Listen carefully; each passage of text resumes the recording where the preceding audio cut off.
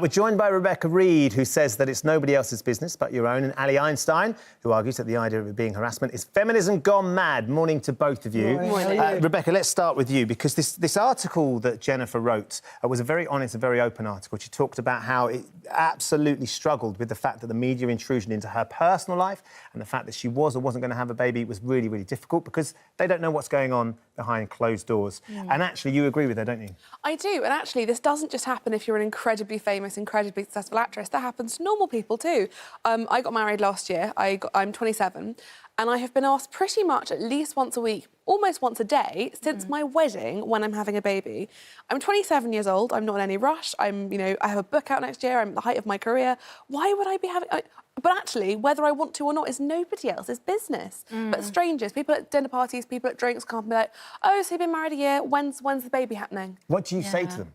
Well, my new thing is I like to say, well, actually, I'm having a really heavy period right now, so not today. Just to throw them. Because if you're going to ask about my uterus, I'll tell you about my uterus. But I think, honestly, making people feel uncomfortable is a perfectly reasonable thing to do, because... It's not, though. You see, the problem I have with you and with all the other women out there who are saying this is, quite frankly, it is feminism run amok.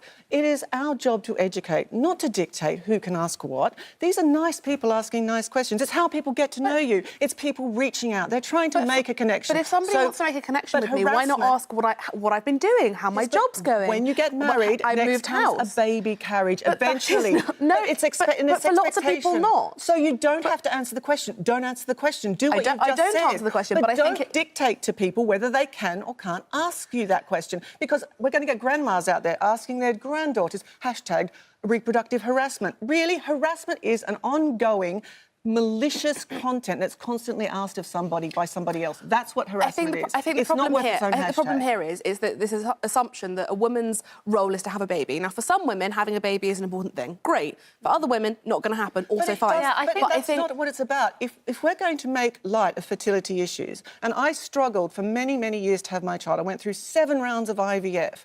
And I didn't talk for a very long time when people asked the question about not being able to have children or wanting to have children, and I regret that now. But when you say my role... Ali, when you say you didn't talk, did you just not answer? You just No, I answered the question by saying my career is my baby, or I'm going to have one eventually, or I don't know. So you found an answer. I found an answer, and that's what it's about. And you didn't find it uncomfortable? You didn't find it uncomfortable? I found it incredibly uncomfortable, but I find it incredibly uncomfortable when somebody says to me, how are you, in the morning, sometimes. I think the thing is that... But it's not malicious, and this is the problem. We're making an issue when it shouldn't be an issue. I think the thing is, it's not a malicious question. I think for myself, exactly. I often do get asked, you're of a certain age, why aren't you married, why haven't you had children? And for me, I would love at this point in my life to have loads of children. That was my plan from when I was a teenager. But for me, it hasn't worked out in that way. And I think that when I keep getting asked, you feel like there's a certain judgment of where's your life gone wrong. I think it's in your head, and it's in your head, and it's in the women's head out there. It was in my head, but ultimately, people are asking nice questions. They're just trying to get you know you. There are so many other much nicer questions you could ask. Okay, but if you would like to get to know me, ask me about my career, ask me about my wedding, ask me about I've just moved house, ask me about anything would other you than like to what provide or isn't in my everybody with womb. a list of questions that they can ask you? But we all know there are things you do and don't ask. You don't say to somebody, oh, you're looking a bit older, aren't you? Or, oh, you've got some grey hair. Because it's rude. It's not rude. It's manners to be polite, to ask my mother, my grandmother, my relatives, my old friends, my new friends. They all ask eventually. They get around. It's a natural topic of conversation. You've undergone 7 rounds of IVF. Yes, I have. And my older sister actually had to go through a lot of rounds of IVF as well.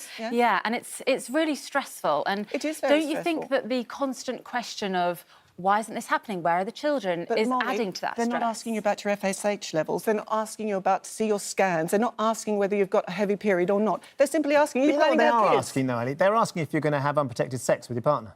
I mean, that's the reality of the question, isn't it? That's an extreme... You're saying if your grandmother asks you, are you going to have... Your grandmother's asking if you're using condoms. Asking, isn't it? I mean, I'm playing devil's advocate here, but of course it is. Are you planning on having a baby? You're not saying how's the relationship going. You're saying, is he wrapping it when he's tapping it? That is giving somebody a construct that they're coming at you maliciously. They're not. If you're stripping it down to that point, then that's the basics of the question, isn't it? That's the basics of that question. Yeah, but then if you ask me how I am today, you're probably saying, well, have you taken your antidepressants today? I mean, mean, they could take it to that logical extreme. Or, No, it is. No, of course it's not. It is. No, that's ridiculous. Of course, No, it's not. Of course It's ridiculous to say, oh, are you planning on having a baby? Well, you might be using IVF. You might be using a donor sperm. You might not be having unprotected sex. We're That's the getting whole point lots in of this. texts in about this, and Sally's made a really good point here that says it's really about how the question is asked. It is exactly about how it's asked. Because sometimes I think it's somebody who you're not close to and you think, well, to be honest, it's not really your business, but it is about how it's asked and when it's asked. But we all been to dinner parties and all eventually got round to saying to somebody,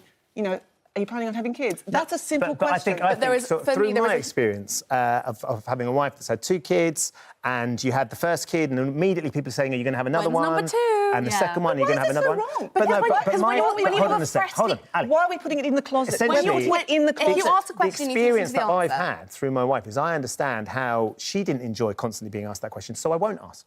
I won't ask somebody about when they're planning to have a child or are they going to have more children. I refuse to ask it because I understand that actually it made my wife uncomfortable with that situation. You can pick up social cues, right? So it's about people picking up social cues. So I say to people, you know, don't dictate, educate. Say to them, look, I'm uncomfortable with this, discussing this because, and use that to educate, because if I'd have talked about it more, I would have frozen my eggs. And that's why I ask a lot of people, especially young women, when are you planning on having children? Because it's part of me to help other people. Young women do not need yourself. Young women do not need to be lectured about their fertility. I'm not I have lecturing, I'm known asking. There's a since I was difference. 14 years old that there would come a time when my fertility would drop down. After 35, it would become harder to conceive. no, Women sweetie, are not not all stupid. people know that. Women know. Women No, are they aware of don't. that. And the I assumption didn't that at women are 40. not responsible with their fertility is so patronising. But it's not. I didn't know at 40. I didn't know at 40. But So are you saying I'm an idiot? Maybe it's Are you generational. saying I'm an Maybe it's idiot? generational. Oh, My it's generation generational have now. absolutely been told. Not from- everybody in your we generation. absolutely have. Well, then why? Well, have I a mean, we're better running a insight poll to my on this, generation so than we you can have a are. conclusive poll that will be cross-generational because we have lots of viewers finding out what everyone thinks. What does it say, Mel? Yes, we've asked them, is it insensitive to ask women when they're going to have a baby? And 72% say yes, 28% say no. It's getting everyone 72% are wrong. talking. I'm right, they're It's wrong. traditionally quite a few people that disagree with you be wrong.